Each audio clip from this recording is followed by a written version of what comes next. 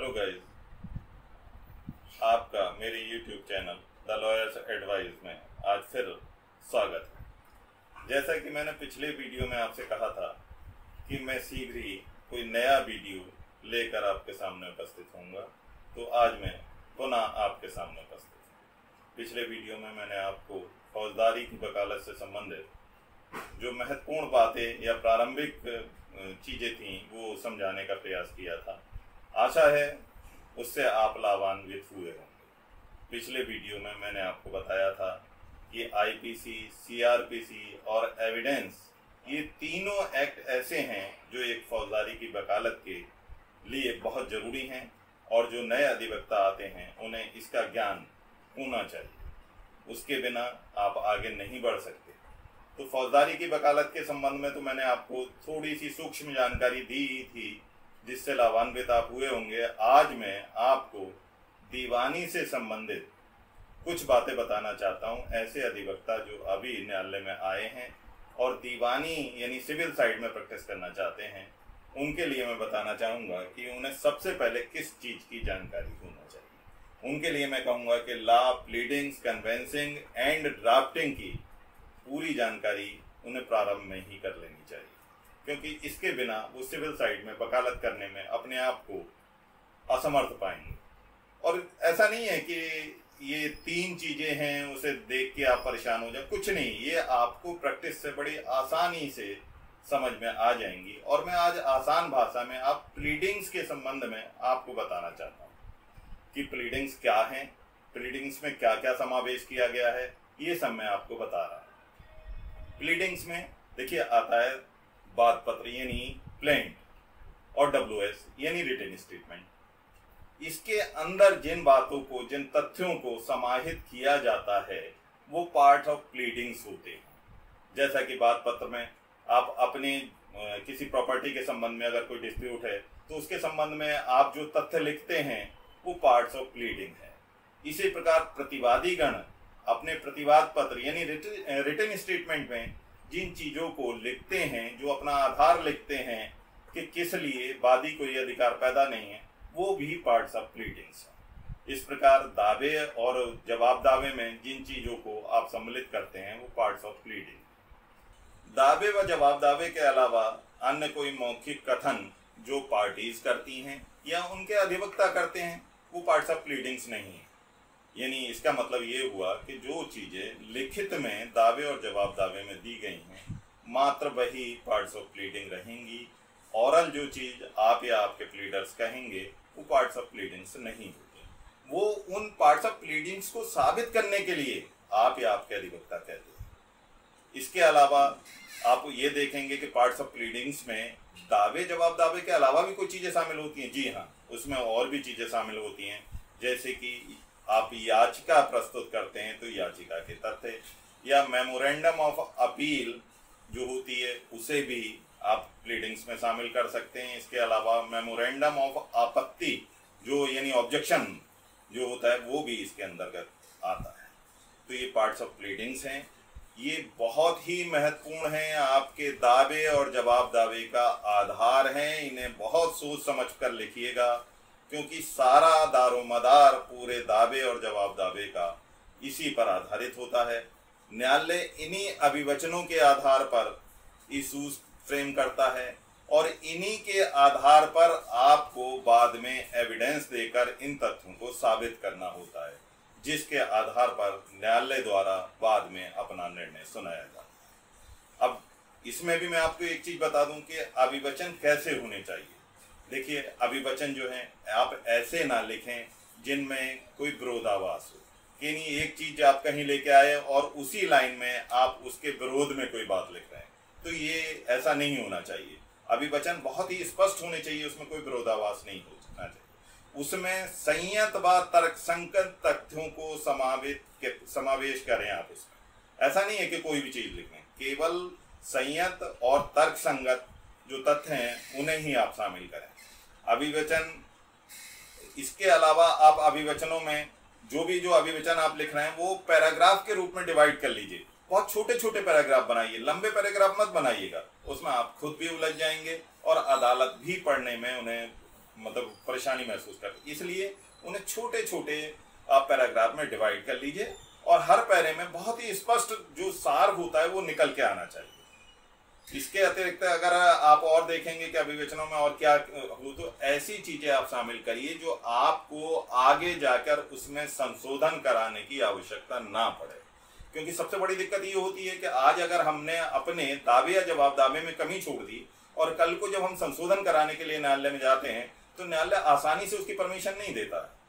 हर बाद में आप कोई नई चीज अपने दावे या जवाब दावे में शामिल नहीं करा सकते हैं संशोधन के द्वारा, ऐसी चीज जो कोई नया आधार हो, केवल कोई लिपिकीय त्रुटि है या कोई ऐसा तथ्य जो उस दावे या जवाब दावे के लिए सुसंगत है, रिलेटिव बहुत ही ज्यादा रेलिवेंसी है उसकी, तभी आपको उसमें संशोधन की अनुमति दी जाएगी।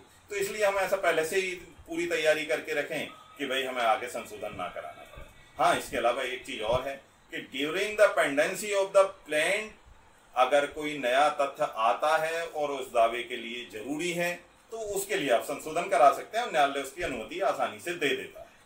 इसलिए कोई नया तथ्य अगर कोई पैदा होता है तो उसके लिए आप करा सकते हैं। अब बात ये आती है कि इन प्लीडिंग्स में क्या क्या होता है। देखिए, सबसे पहले मैं आपको बताऊं कि वाद पत्र यानी वादीगण जो अपना मुकदमा लेकर आता है उसे वादी कहते हैं। तो जो आदमी आपके पास मुकदमा लेकर आया है वो वादी है। तो सबसे पहले दावे में सबसे पहले तो आप ये करेंगे कि न्यायालय का नाम और स्थान का नाम लिखेंगे। उसके बाद में आप लिखेंगे वादीगण के पूरे नाम और उनके पते। उसके बाद में एक जगह हम बीच में लिखेंगे बनाम यानी वर्सेस। उसके बाद में हम प्रतिवादीगण के पूरे नाम, पते, पूरी डिटेल से हम लिखेंगे। और आजकल तो ये प्राविधान कर दिया गया है कि अगर आपको उन लोगों के फोन नंबर मालूम है तो वो भी लिख दीजिए जिससे तामील में आसानी हो जाए। तो ये लिखेंगे। उसके बाद में हम आते हैं कि मटेरियल फैक्ट्स, वहां से लिखना शुरू करेंगे कि आपके दावे में क्या मटेरियल फैक्ट्स हैं, उन्हें आप लिखिए। संपत्ति के संबंध में ब्यौरा दीजिए। संपत्ति आपको कैसे प्राप्त हुई, कैसे उस पर आपका कब्जा कैसे है, विधिक कब्जा है, अविधिक कब्जा है, ये इसलिए हमें विधिक कब्जा दिखाना है कि भाई हमारा विधिक कब्जा है। हम उस प्रॉपर्टी का मूल्यांकन करेंगे, कोर्ट फीस अदा करेंगे, उसके संबंध में आप लिखेंगे। इसके अलावा क्षेत्राधिकार के संबंध में भी आप लिखेंगे कि न्यायालय को क्षेत्राधिकार किस प्रकार पैदा है। उसके अलावा बात कारण लिखेंगे। और सबसे महत्वपूर्ण बात यह है कि आप न्यायालय से क्या रिलीफ चाहते हैं। अंत में आप रिलीफ भी बहुत ही स्पष्ट शब्दों में लिखकर आए जिससे न्यायालय आपको रिलीफ दे सके। उसके बाद में सत्यापन का पैरा आता है, आप सत्यापन करिए। और सत्यापन में भी मैं आपको बता दूं, हर पैरे का अलग अलग आप सत्यापन करिए कि कौन सा आप अपनी व्यक्तिगत निजी जानकारी के आधार पर ठीक समझते हैं, कौन सा आप कानूनी राय के आधार पर सही समझते हैं और कौन सा आपके डॉक्यूमेंट्री एविडेंस यानी डॉक्यूमेंट्स के आधार पर सही है। वो अलग अलग होना चाहिए, तभी यह वरना त्रुटिपूर्ण हो जाता है। उसके बाद में आपको नीचे हस्ताक्षर करने हैं, यानी दावे पर वादीगण के हस्ताक्षर होंगे। और उसके बाद में आता है प्रतिवादीगण का काम शुरू होता है। प्रतिवादीगण अपना वादीगण के दावे के खिलाफ अपना जवाब दावा देता है। उसमें वो सारी चीजें लिखकर आएगा कि किस तरह वादी को बात कारण पैदा नहीं होता, वादी को रिलीफ क्यों नहीं दी जा सकती। जवाब दावे की शुरुआत के लिए भी मैं आपसे कहूंगा कि उसमें सबसे पहले आप जो शुरू वाला हिस्सा लिखेंगे उसमें दावे के प्रत्येक पैरे का स्पष्ट रूप से एडमिशन एंड डिनायल करें कि क्या उस दावे का कौन सा पैरा आपको स्वीकार है और कौन सा अस्वीकार है।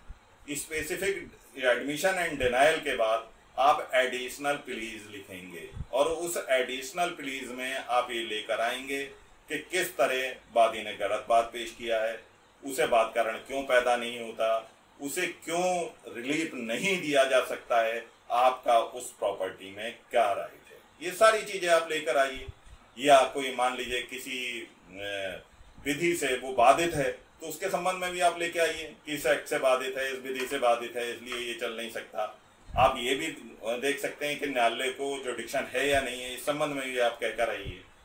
उसके बाद में प्रतिवादीगण का भी सत्यापन लास्ट में चल के सत्यापन होता है, और सत्यापन में वही प्रक्रिया अपनाइए कि कौन से पैरे आप व्यक्तिगत जानकारी के आधार पर, कौन से पैरे आप डॉक्यूमेंट्स के आधार पर, और कौन से लीगल एडवाइस के आधार पर आप सही समझते। इस प्रकार आप प्रतिवाद पत्र आप पेश करेंगे, उसके आधार पर न्यायालय अपने जजमेंट देता है दोनों पक्षों को एविडेंस वगैरह देखकर। और प्लीडिंग्स इसलिए महत्वपूर्ण है कि प्रारंभ से लेकर अंत तक यही बनी रहती हैं और इन्हीं के आधार पर जजमेंट दिया जाता है। तो आशा है कि आज आपको प्राइमरी जानकारी प्लीडिंग्स के संबंध में प्राप्त हो गई होगी, और आपसे मैं ये अनुरोध करूंगा कि आप प्लीडिंग्स की कोई किताब ले लें, उसे पढ़िए। पढ़ने से सारी चीज नहीं आएगी, कुछ मैंने बताया, कुछ इसी तरह से, और अपने सीनियर्स के पास जाइए, आप उनसे जो कुछ हो सकता है प्राप्त करिए। हाँ, एक चीज कहूंगा, आजकल ये ट्रेंड देखने में मिला है कि जो भी नए अधिवक्ता आ रहे हैं वो पढ़ने की तरफ कम ध्यान देते हैं, बल्कि पहले दिन से ये चाहते हैं कि हमें अर्निंग होने लगे।